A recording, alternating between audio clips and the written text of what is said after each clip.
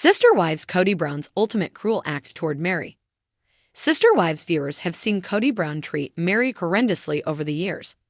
In season 19, Meri is sharing her side of the story more than ever. But even in previous seasons, viewers caught snippets of his sinister behavior.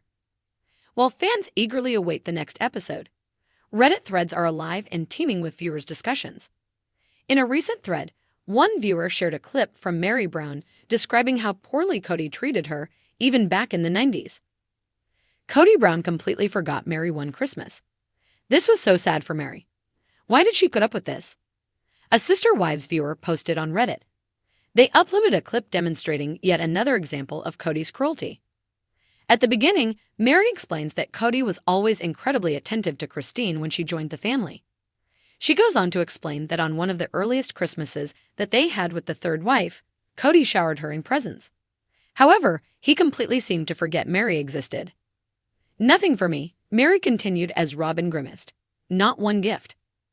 I remember at the end, Janelle was like, "Oh, there's something in my room." And Kody's like, "Oh yeah." And Sylvie runs out and grabs this hoodie and just hands it to me. She adds in the confessional. "Too little, too late. Come on, Kody. You didn't do well that year. Not for me anyway." I don't remember that, but that's a place where sometimes resentments build. Kody defended himself in his own confessional. "Yeah, there was a Christmas in Wyoming where I got tons of presents from Kody and he didn't get Meri anything." Cristin confirmed in the next scene. "I remember asking him, 'Why didn't you get Meri anything?' And he's like, 'Well, you had that gift certificate that you were giving her.' And I'm like, 'That doesn't mean that you don't get her anything. You still need to get her something. She's your wife.'" In general, other Sister Wives viewers agreed this was pretty typical behavior for Kody Brown. Other Redditors wrote, "Robin pulls and woo, he's so silly for doing that. Such a dummy, when she should be pulling a that's just so wrong, and I'm sorry you had to live through that phase. He only wanted the newest wife from the way it sounds. I feel like they hid a lot from us and now it's all pouring out. I don't remember this clip. Yep, and it tracks with the kids now. Can't get Savannah a gift or card, but it's dirt bikes and gifts galore for Robin's kids. But I'm sure they are loyal /. It was a chilly autumn evening in Flagstaff when Meri Brown realized the weight of her isolation. The leaves had turned to fiery shades of orange and red, mirroring the embers of a love that had long since burned out. She sat on the porch of her modest home, the silence deafening, save for the occasional rustle of leaves. Kody's presence in her life had become as fleeting as the wind that swept through the trees, always felt but never truly seen.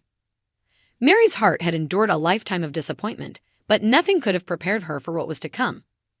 Kody, her once beloved husband and the father of her only child, had summoned the entire family for a family meeting. These meetings, once a source of unity and togetherness, had devolved into stages for Kody's monologues, thinly veiled as discussions. Meri knew better than to expect warmth or inclusion, but a flicker of hope still lingered. Perhaps, just perhaps, this time would be different. The family gathered at Robin's spacious home, her children's laughter echoing through the halls. It was no secret that Robin's home had become Kody's sanctuary. Meri, Cristin, and Janelle had learned to navigate their lives around his absences. But the favoritism had never been so blatant. Meri walked into the living room, clutching a mug of tea, her eyes scanning the room for a sign, any sign, that she belonged.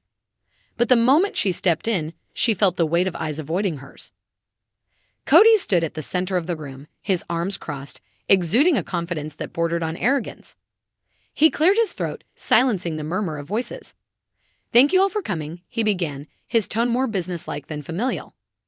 "I've been doing a lot of thinking about our future, about what's best for the family." Meri's heart raced. She had heard these words before.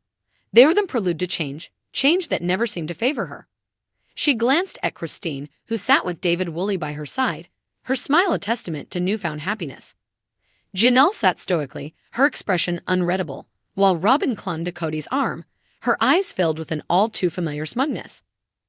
Kody's gaze swept the room before landing on Meri.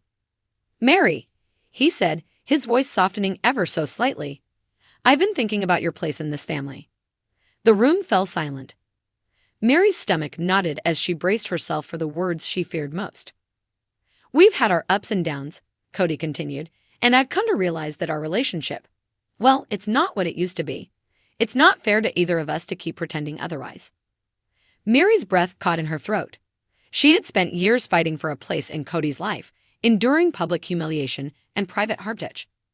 But this felt like a final blow. "What are you saying?" she asked, her voice barely above a whisper.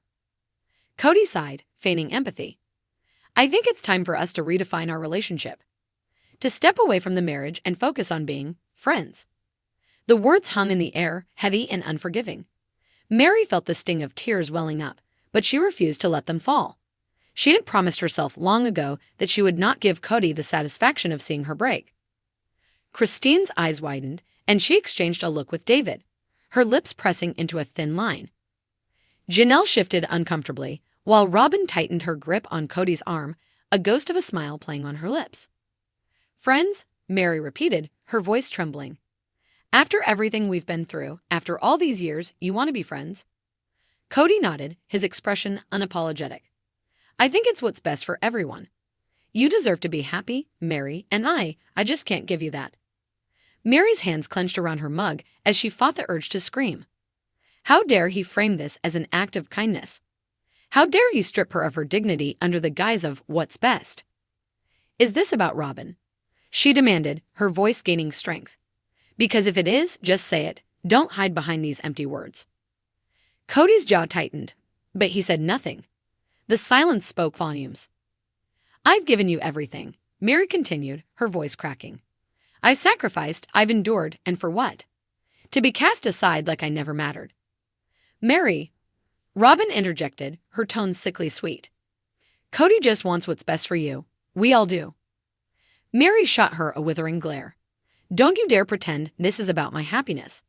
This is about you and your perfect little family." Robin recoiled, her cheeks flushing. Kody stepped forward, his face a mask of irritation. "That's enough," he said sharply. "This isn't about blame. It's about moving forward." Meri laughed bitterly, the sound cutting through the tension. "Moving forward? For who, Kody? Certainly not for me." The room descended into an uncomfortable silence. Meri set her mug down on the coffee table and stood, her legs trembling beneath her. "You've made your choice, Kody, and now I'll make mine." Without another word, she turned and walked out of the house, her heart heavy but resolute. As she stepped into the cool night air, she felt a strange sense of freedom.